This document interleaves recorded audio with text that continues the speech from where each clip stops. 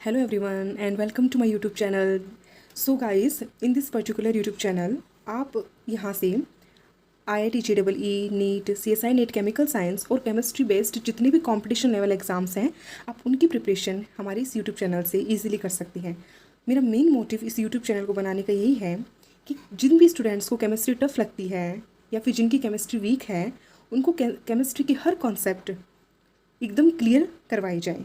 That means इस YouTube channel में हम बहुत बेसिक से केमिस्ट्री को पढ़ेंगे एंड बेसिक से एडवांस की तरफ जाएंगे ताकि हर स्टूडेंट को केमिस्ट्री का हर कॉन्सेप्ट अच्छे से समझ में आए और केमिस्ट्री उनके लिए इजी बन जाए। तो चलिए आज का टॉपिक है हमारा IUPAC नोमेनक्लेचर। इससे हम स्टार्ट करते हैं और इसको बहुत अच्छे से समझेंगे और इस टाइप से इस टॉपिक को कवर करेंगे कि इन फ्यूचर इस टॉपिक से जो भी एग्जाम में क्वेश्चन आए वो आप इजीली कर सके। तो चलिए लेट्स स्टार्ट करते हैं हम।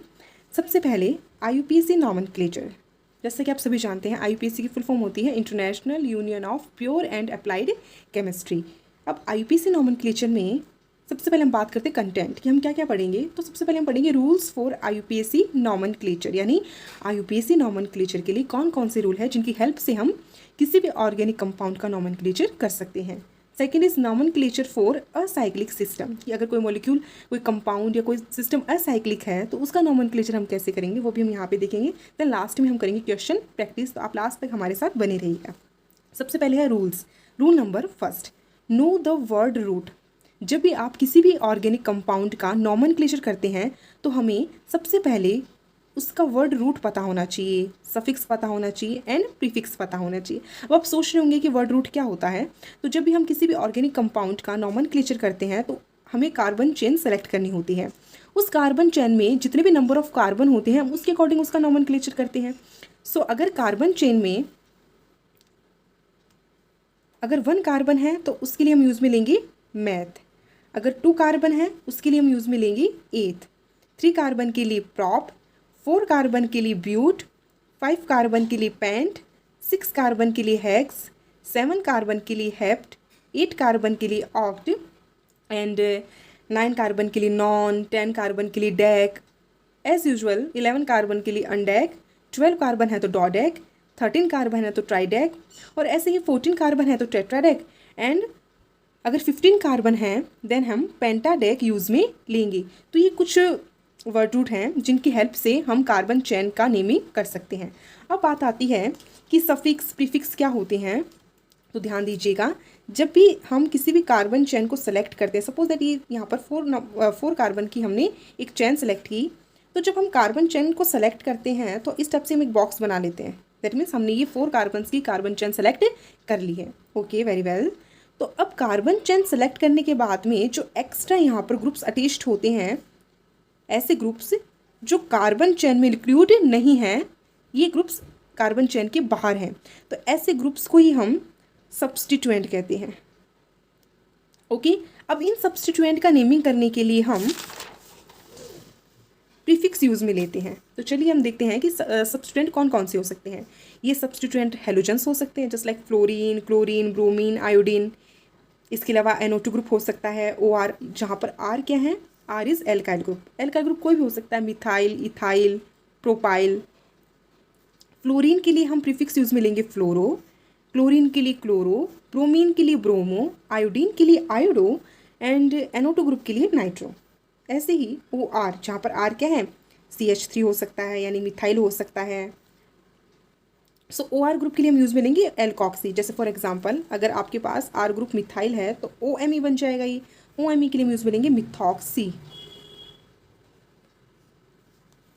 ऐसे ही अगर सिंपल मिथाइल ग्रुप है, CH3 को हम मिथाइल बोलते हैं जिसको शॉर्ट में हम ME से रिप्रेजेंट करते हैं, उसके लिए हम मिथाइल यूज़ में लेंगे। अगर 2 कार्बन है C2H5 तो इसको ET से शो करते हैं, उसके लिए हम इथाइल यूज़ में लेंगे। एंड अगर 3 carbon as a substituent work कर रहे हैं तो उसके लिए हम प्रोपाइल यूज़ में लेंगे। तो ये थे हमारे सब्स्टिट्यूएंट और ये थे इनके प्रीफिक्स जिनकी हेल्प से हम इन सब्स्टिट्यूएंट का नोमेनक्लेचर कर सकते हैं, नेम दे सकते हैं इनको। अब बात करते हैं सफिक्स की। तो आपके माइंड में क्वेश्चन ज़रूर आ रहा होगा कि हम सफिक्स किनको हम सफिक्स कहेंगे, किनको प्रीफिक्स कहेंगे। तो जैसा कि अभी हमने ऊपर देखा, अगर सब्स्टिट्यूएंट हेलोजेंस, नाइट्रो, एल्कॉक्सी और एल्काइल ग्रुप है तो वो एज ए प्रीफिक्स वर्क करेंगे। लेकिन अगर किसी कार्बन चेन में ये फंक्शन ग्रुप प्रेजेंट है तो वहाँ पर हमारे पास 2 कंडीशन डेवलप होती है। पहली कंडीशन, अगर ये फंक्शनल ग्रुप नॉमनक्लेचर करते समय या फिर कार्बन चेन सेलेक्ट करते समय अगर कार्बन चेन के अंदर इंक्लूड हो रहे हैं तो हम इनके लिए सफिक्स यूज में लेंगे। अगर ये फंक्शनल ग्रुप कार्बन चेन के अंदर ना आकर as a substituent carbon chain के बाहर प्रेजेंट है, अगर इनको नंबरिंग में इंक्लूड नहीं किया गया है तो ये एज ए प्रीफिक्स यूज में लिए जाएंगे। सो चलिए देखते हैं कि फंक्शनल ग्रुप सफिक्स में एज ए सफिक्स वर्क करते हैं तो इनका नेम क्या लेंगे, और एज ए प्रीफिक्स अगर वर्क करते हैं तो इनका नेम क्या यूज में लेंगे। सबसे पहले बात करते हैं हम carboxylic acid, that means COOH group. अगर कार्बोक्सिलिक ग्रुप कार्बन चेन में इंक्लूड है तो कार्बन चेन के अंदर होने के कारण हम इसको सफिक्स के रूप में काम में लेंगे। देन उसके लिए ओइक एसिड यूज में लेंगे, यानी उस कार्बन चेन के नाम के आगे हम ओइक एसिड लगा देंगे। देखिए जब भी नॉमनक्लेचर करते हैं तो अगर किसी नाम के पहले कोई वर्ड लगाया जाता है तो उसे हम प्रीफिक्स कहते हैं, और नाम के बाद में लगने वाला वर्ड सफिक्स होता है। अगर ये कार्बोक्सिलिक एसिड कार्बन चेन में इंक्लूड नहीं है देन हम उसको प्रीफिक्स के रूप में काम में लेंगे, देन उसके लिए हम कार्बोक्सी यूज में लेंगे। सो चलिए आगे। नेक्स्ट आता है alcohol. Alcohol that means OH group. अगर ये कार्बन चेन में इंक्लूड है दैट मीन्स अगर सफिक्स के रूप में वर्क कर रहा है तो OL यानी ओल काम में लेंगे, प्रीफिक्स के रूप में इसको हाइड्रोक्सी बोलेंगे। ऐसे ही aldehyde. Aldehyde means CHO, C double bond OH group. Suffix के रूप में इसके नेम के आगे AL लग जाएगा, एंड अगर प्रीफिक्स है तो फॉर्माइल यूज में लेंगे। एंड एल्डिहाइड के लिए फॉर्माइल जो है वो मोस्ट पॉपुलर नेम है, रिमेंबर इट। नेक्स्ट आता है ketone. Ketone means C double bond O, जहाँ पर कार्बन के दोनों साइड कोई भी एल्काइल ग्रुप प्रेजेंट है। सो अगर कीटोन सफिक्स के रूप में है तो ओन, प्रीफिक्स के रूप में है तो ऑक्सो या फिर कीटो काम में ले सकते हैं। नेक्स्ट आता है nitrile. Nitrile that means C triple bond N। अगर सफिक्स है तो नाइट्राइल, प्रीफिक्स है तो साइनो। इसी तरह है ester. Ester means C double bond OR। Suffix है तो OH, प्रीफिक्स है तो एल्कोक्सी कार्बोनिल यूज में लेंगे। Acid amide that means C double bond O NH2। अगर सफिक्स है तो एमाइड और प्रीफिक्स है तो carbamoyl. Just like acid chloride, C double bond O X। X यहाँ पर कोई भी हैलोजन हो सकता है, fluorine, chlorine, bromine, iodine. Suffix के लिए ऑयल हैलाइड काम मिलेंगे और प्रीफिक्स के लिए hello carbonyl. And last one thiol. Thiol means SH group. अगर सफिक्स है तो थायोल काम मिलेंगे, प्रीफिक्स के रूप में है तो mercapto. So guys don't be confuse. आपको कन्फ्यूज होने की कोई ज़रूरत नहीं है। अगर आपको अभी तक ये चीज़ समझ में नहीं है तो जैसे हम एग्जाम्पल करेंगे आपको सब चीज़ें समझ में आ जाएंगी। बस आपको ये टेबल अपने माइंड में याद रखनी है, आपको लर्न होनी चाहिए। रटनी नहीं है, बस समझ के आपको लर्न करना है। सो जब हम नॉमनक्लेचर करते हैं तो एक पैटर्न हम फॉलो करते हैं। पैटर्न मीन्स जब भी हम नॉमनक्लेचर करेंगे तो सबसे पहले हम प्रीफिक्स का नाम लिखेंगे, देन सेकेंड नंबर पे वर्ड रूट, लास्ट में हम सफिक्स का नाम लिखेंगे। चलिए अब रूल नंबर सेकंड की बात करते हैं। तो रूल नंबर सेकंड कहता है select the longest carbon chain. जब भी आप नॉमनक्लेचर के लिए कार्बन चेन सेलेक्ट करते हैं तो हमें हमेशा लॉन्गेस्ट कार्बन चेन को सेलेक्ट करना है। Always remember that. Rule number 3 numbering of carbon chain. अब हम यहाँ पे देखेंगे, चलिए हमने कार्बन चेन सेलेक्ट कर ली लॉन्गेस्ट, अब उसकी नंबरिंग कैसे करनी है। तो नंबरिंग करने के लिए हमें 2 इंपॉर्टेंट रूल्स को ध्यान में रखना है। First is when numbering the parent chain. जब भी हम पेरेंट चेन यानी हमारी जो मेन कार्बन चेन है, जब भी हम उसकी नंबरिंग करें, always start from the end. तो हमेशा उस एंड से हमें स्टार्ट करना है। That will give the lowest possible number two all of the substituent, जिससे जो हमारे सब्स्टिट्यूएंट हैं उनको कम से कम नंबर मिले। दैट मीन्स उनको लोएस्ट नंबर मिलना चाहिए। कैसे, वो भी आगे एग्जाम्पल्स में देखेंगे हम। रूल नंबर 4 क्या कहता है कि नेमिंग ऑफ सब्स्टिट्यूएंट। जब भी हम सब्स्टिट्यूएंट की नेमिंग करें, चलो नंबरिंग हमने दे दी कि हमने इस टाइप से नंबरिंग दी कि सब्स्टिट्यूएंट को कम से कम नंबर मिले। अब नेमिंग करते टाइम फॉलो अल्फ़ाबेटिक ऑर्डर। हमें हमेशा अल्फ़ाबेटिकल ऑर्डर फॉलो करना है। अल्फ़ाबेटिकल ऑर्डर का मतलब है कि मान के चलिए अगर किसी कार्बन चेन में 2 सब्स्टिट्यूएंट है, एक हमारे पास मिथाइल है, दूसरा इथाइल है, तो सबसे पहले हम किसको नंबर देंगे, यानी नंबरिंग कहाँ से करेंगे। तो हमेशा नंबरिंग उस साइड से करेंगे जहाँ से अल्फ़ाबेटिकली जो नाम सबसे पहले आएगा वहाँ से करेंगे। जैसे फॉर एग्जांपल अल्फ़ाबेटिकली मिथाइल से पहले इथाइल यानी ई पहले आता है एम से, तो हम नंबरिंग वहाँ से करेंगे जैसे इथाइल को कम से कम नंबर मिले।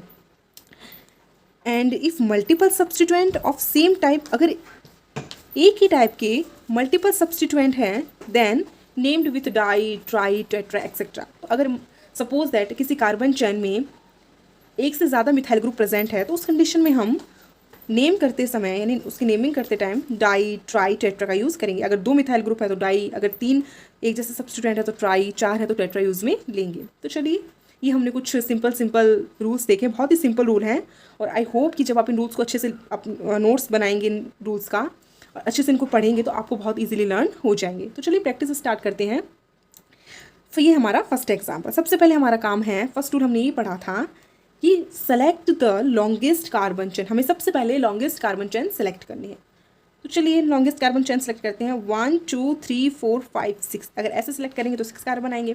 1 2 3 4 5 6। अगर ऐसे सेलेक्ट करते हैं तब भी 6 कार्बन आते हैं। तो चलिए सीधी सीधी लाइनें सेलेक्ट करते हैं हम सबसे पहले। अब हमने कार्बन चेन तो सेलेक्ट कर ली कि हम ये वाली कार्बन चेन कहाँ मिलेंगे। चलिए, ये हमने कार्बन चेन को सेलेक्ट कर लिया। अब नंबरिंग कहाँ से करनी है? तो नंबरिंग वहाँ से करनी है जहाँ से सब्स्टिट्यूएंट को लोएस्ट पॉसिबल नंबर मिले। यहाँ पर हमारे पास 2 सब्स्टिट्यूएंट हैं, one is methyl, another is chloro. So दोनों में से प्रायोरिटी सबसे ज़्यादा किसको मिलेगी? सबसे ज़्यादा प्रायोरिटी मिलेगी हैलोजन्स को। तो अब नंबरिंग वहाँ से करेंगे जहाँ से हैलोजन को कम से कम नंबर मिले। सो 1 2 3 4 5 एंड 6। ऑलवेज रिमेंबर, जो क्लोरो है, फ्लोरो है, ब्रोमो, आयोडो, नाइट्रो, इनको मिथाइल और इथाइल की कंपैरिजन में ज़्यादा प्रायोरिटी मिलती है। तो दोनों की कंपैरिजन में ज़्यादा प्रायोरिटी क्लोरीन को मिलेगी। तो हम नंबरिंग इस एंड से स्टार्ट करेंगे। चलिए अब नेमिंग करते हैं इसका। तो नेमिंग करते समय सबसे पहले हमें प्रीफिक्स लिखना होता है। Prefix means name of substituent. तो यहाँ पर सब्स्टिट्यूएंट का नेम लिखेंगे तो उसकी पोजीशन भी शो करनी है।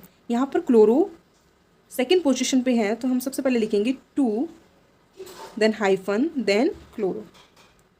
एक चीज़ आपको रिमेंबर रखनी है कि जब आप 2 नंबर एक साथ लिखते हैं तो 2 नंबर्स के बीच में आप कॉमा लगाएंगे। नंबर और नेम के बीच में आप हमेशा हाइफन का यूज़ करेंगे।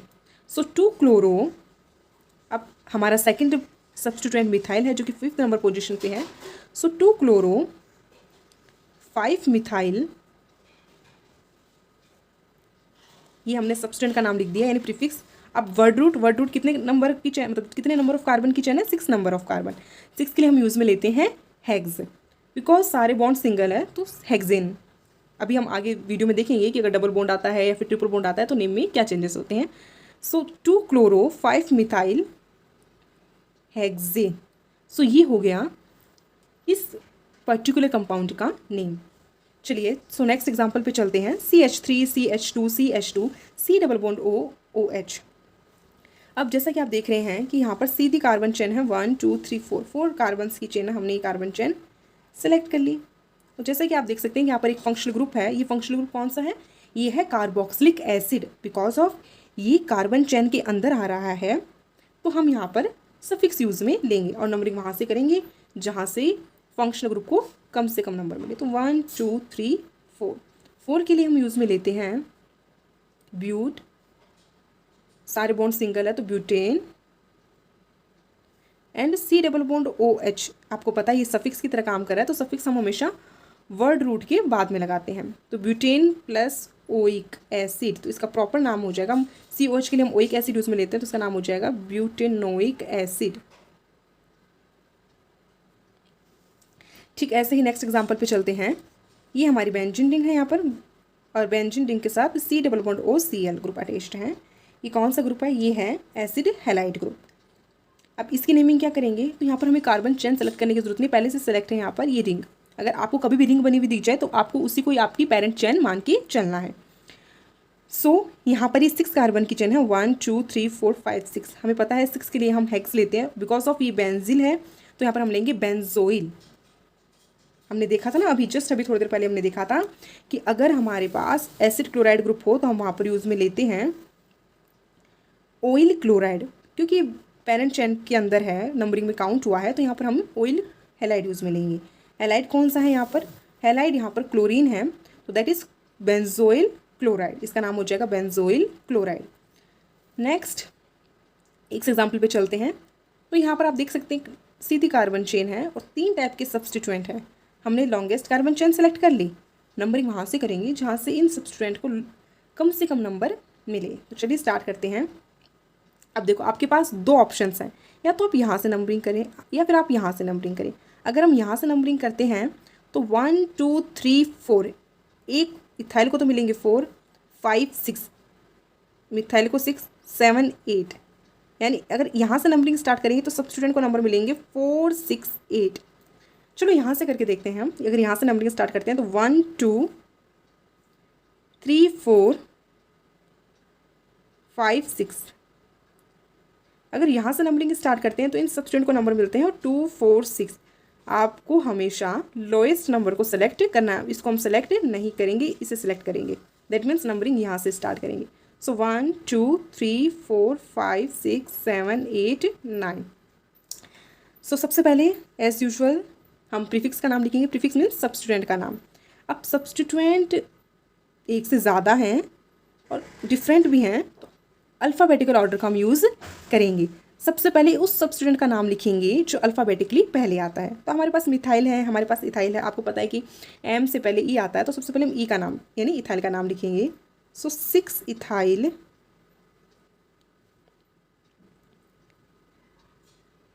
अब 2 सब्स्टिट्यूएंट और बच गए मिथाइल, बिकॉज दोनों सेम हैं तो यहाँ पर 2 के लिए हम डाइयूज मिलेंगे। दोनों की पोजीशन शो कराते हैं 2 and 4। सो 2, जैसा कि हमने अभी पहले बात कर ली थी कि नंबर नेम के बीच में हाइफन एंड नंबर के बीच में कॉमा। सो 2 4 कितने मिथाइल 2, सो डाई मिथाइल। सारे सब्स्टिट्यूएंट के नाम लिख दिए। अपेरेंट चेन 9 कार्बन के लिए हम यूज़ में लेते हैं नॉन, और सारे सिंगल बॉन्ड है तो नो नेम।